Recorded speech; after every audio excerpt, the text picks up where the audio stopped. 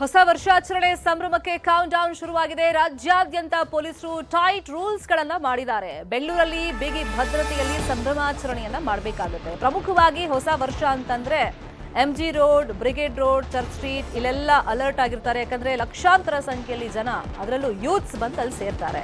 ಇನ್ನು ರಸ್ತೆಯುದ್ದಕ್ಕೂ ಸಿಸಿಟಿವಿ ಹಾಗೆಯೇ watch tower ಗಳನ್ನ ಅಳವಡಿಕೆ ಮಾಡಲಾಗಿದೆ. ನಗರದ ಫ್ಲೈಓವರ್ಗಳು ರಾತ್ರಿ 10 ಗಂಟೆಯಿಂದ ಕ್ಲೋಸ್ ಆಗುತ್ತೆ. ಅಹಿತಕರ ಘಟನೆಗಳು ನಡೀಬಾರದು, ಆಕ್ಸಿಡೆಂಟ್ಗಳು ಆಗಬಾರ್ದು ಅನ್ನೋ ದೃಷ್ಟಿಯಿಂದ.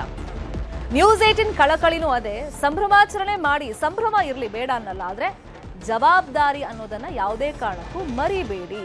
ಪೊಲೀಸರು ಬೆಂಗಳೂರು ಅಷ್ಟೇ ಅಲ್ಲ, ಪ್ರಮುಖ ಜಿಲ್ಲೆಗಳಲ್ಲಿ ಎಸ್ಪೆಷಲಿ ಚಿಕ್ಕಮಗಳೂರು, ಮೈಸೂರು, ಪ್ರವಾಸಿ ತಾಣಗಳು ಎಲ್ಲೆಲ್ಲಿ ಜಾಸ್ತಿ ಇದೆ ಅಲ್ಲೆಲ್ಲ ಈಗ ಹೋಮ್ ಸ್ಟೇ, ರೆಸಾರ್ಟ್ಗಳೆಲ್ಲ ಫುಲ್ ಆಗಿಬಿಟ್ಟಿದೆ. ಹಾಗಾಗಿ ಡಿಜೆಗೆ ಅನುಮತಿ ಇರಬೇಕು, ಕಡ್ಡಾಯ, ಫುಲ್ ಟೈಟ್ ಆದ್ರೂ ಕೂಡ ಕೆಲವೊಂದು ರೂಲ್ಸ್ಗಳನ್ನು ಫಾಲೋ ಮಾಡಲೇಬೇಕಾಗುತ್ತೆ. ಆ ನಿಟ್ಟಿನಲ್ಲಿ ಪೊಲೀಸರು ಕಟ್ಟುನಿಟ್ಟಿನ ಕ್ರಮಗಳನ್ನು ಕೈಗೊಂಡಿದ್ದಾರೆ. ಮತ್ತೆ ಎಸ್ಪೆಷಲಿ ಮಹಿಳೆಯರಿಗೆ ಸೂಕ್ತ ರೀತಿಯಲ್ಲಿ ಭದ್ರತೆಯನ್ನು ಕೊಡುವಂತ ನಿಟ್ಟಿನಲ್ಲಿ, ಯಾಕಂದ್ರೆ ತುಂಬಾ ಜನ ಪುಂಡು ಪೋಖ್ರಿಗಳು ಬರೋದೇ ಅಸಭ್ಯವಾಗಿ ವರ್ತನೆ ಮಾಡೋಕೆ ಹುಡುಗಿರ ಜೊತೆಯಲ್ಲಿ. ಆ ನಿಟ್ಟಿನಲ್ಲಿ ರಾಣಿ ಚೆನ್ನಮ್ಮ ಅಂತೇಳಿ ಒಂದು ಪಡೆಯನ್ನು ಕೂಡ ರೆಡಿ ಮಾಡ್ಕೊಂಡಿದ್ರು. ಸೊ ಈ ಸತಿನೂ ಅದು ತುಂಬಾನೇ ಆಕ್ಟಿವ್ ಆಗಿದೆ. ಗುಡಿ, ನಾವು ಅಷ್ಟೇ ಕೇಳ್ಕೊಳ್ಳೋದು, ಸಂಭ್ರಮಾಚರಣೆ ವರ್ಷಕ್ಕೊಂದ್ಸತಿ ಬರೋದು ವೆಲ್ಕಮ್ ಮಾಡಕ್ಕೆ ಅಂತೇಳಿ ಹೊಸ ವರ್ಷವನ್ನ. ಈ ಸಂದರ್ಭದಲ್ಲಿ ಸಂಭ್ರಮ ಇರಲಿ, ನಿಮ್ಗೆ ಏನಿಷ್ಟ ಅದನ್ನ ಮಾಡಿ, ಇಲ್ಲ ಅಂತಲ್ಲ, ಬಟ್ ಜವಾಬ್ದಾರಿ ಅನ್ನೋದು ಕೂಡ ಇರಬೇಕಾಗುತ್ತೆ ಅನ್ಸುತ್ತೆ.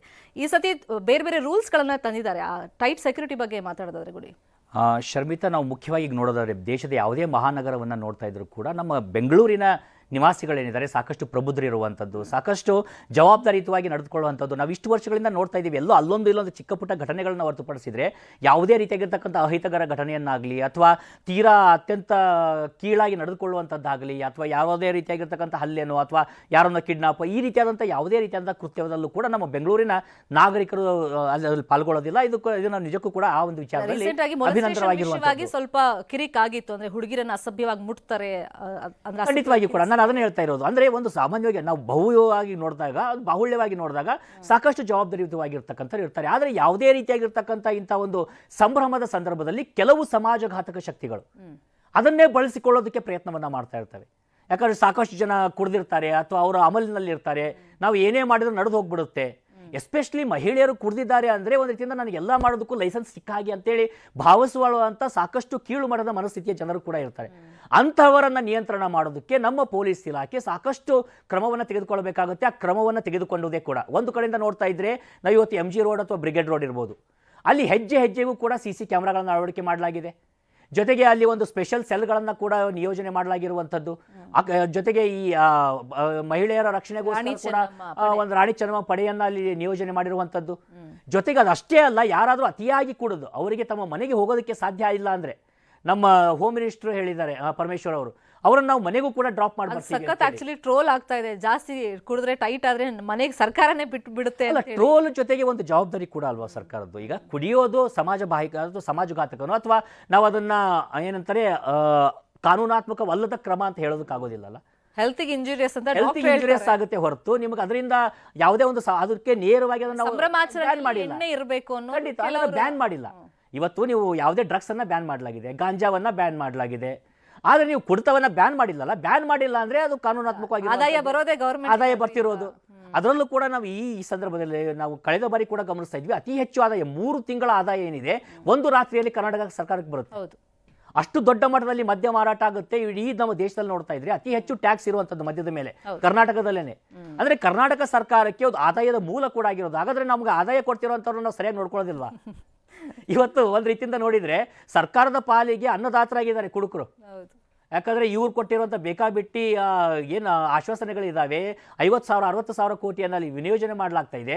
ಅದನ್ನು ಭರಿಸಬೇಕಾದಾಗ ಕುಡುಕರು ಕೂಡ ಒಂದ್ ರೀತಿಯಿಂದ ಅನ್ನದಾತರು ಸರ್ಕಾರಕ್ಕೆ. ಹೀಗಾಗಿ ಸಹಜವಾಗಿ ಅವರನ್ನು ಕೂಡ ನೋಡ್ಕೊಳ್ಳೋದಕ್ಕೆ ಮತ್ತು ಅವರನ್ನು ಮನೆಗೆ ಡ್ರಾಪ್ ಮಾಡೋದಕ್ಕೆ ವ್ಯವಸ್ಥೆಯನ್ನು ಮಾಡಿರುವಂತ ಸಾಧ್ಯತೆಗಳಿರ್ತವೆ. ಆಮೇಲೆ ನಾವಿದು on serious note Sharmita, sometimes ಏನಾಗುತ್ತೆ, ಆ ಒಂದು ಯಾವುದೋ ಒಂದು ಖುಷಿಯಲ್ಲೋ ಅಥವಾ ಫ್ರೆಂಡ್ಸ್ ಜೊತೆ ಇದ್ದಾಗ ಗೊತ್ತಾಗೋದಿಲ್ಲ, ಲಿಮಿಟ್ ಮೀರಿ ಯಾರೋ ಕುಡ್ದಿರ್ತಾರೆ. ಹಂಗೆ ಲಿಮಿಟ್ ಮೀರಿ ಕುಡ್ದಿದ್ದಾರೆ ಅಂತ ಇಲ್ಲ, ದಾರಿಲಿ ಹಾಕ್ಬೇಕಂತಲ್ವಾ, ಅವರನ್ನು ಸರಿಯಾದ ರೀತಿಯಲ್ಲಿ ಸುರಕ್ಷಿತವಾಗಿ ಅವರ ಸ್ಥಳಕ್ಕೆ ಸಾಗಿಸಬೇಕು ಅನ್ನೋದು ಕೂಡ ಅಷ್ಟೇ ಮಹತ್ವವಾಗಿರುವಂಥದ್ದು. ಆ ನಿಟ್ಟಿನಲ್ಲೂ ಕೂಡ ಕ್ರಮವನ್ನು ತೆಗೆದುಕೊಳ್ಳಲಾಗ್ತಾ ಇದೆ.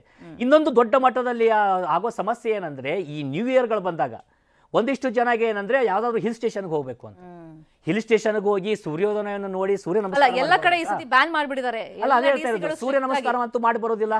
ಹೋಗುವಾಗ್ಲೇನೆ ಅಲ್ಲಿ ಎಣ್ಣೆ ಕುಡ್ಕೊಂಡು ಹೋಗ್ತಾ ಇರೋದು, ಎಲ್ಲಿ ಬೇಕಾದಲ್ಲಿ ರ್ಯಾಶ್ ಡ್ರೈವ್ ಮಾಡುವಂಥದ್ದು, ಮದ್ಯದ ಬಾಟಲ್ಗಳನ್ನ ಅಲ್ಲಲ್ಲಿ ಎಸಿತಾರೆ, ಎಲ್ಲಿ ಬೇಕಾದಲ್ಲಿ ಮದ್ಯದ ಬಾಟಲ್ಗಳನ್ನು ಎಸೆಯೋದು, ಒಂದು ಸ್ಯಾಂಕ್ಟಿಟಿ ಆಫ್ ಪ್ಲೇಸ್ ಏನಿದೆ ಅದನ್ನೇ ಗಮನಿಸೋದಿಲ್ಲ. ಹೀಗಾಗಿ ಇವತ್ತು ಕರ್ನಾಟಕದಲ್ಲಿ ಇರ್ತಕ್ಕಂಥ ಬಹುತೇಕ ಹಿಲ್ ಸ್ಟೇಷನ್ಸ್ಗಳಿದ್ದಾವೆ, ಅದಕ್ಕೆ ಎಲ್ಲರ ಪ್ರವೇಶವನ್ನ ಕೂಡ ನಿರ್ಬಂಧ ಮಾಡಲಾಗಿದೆ.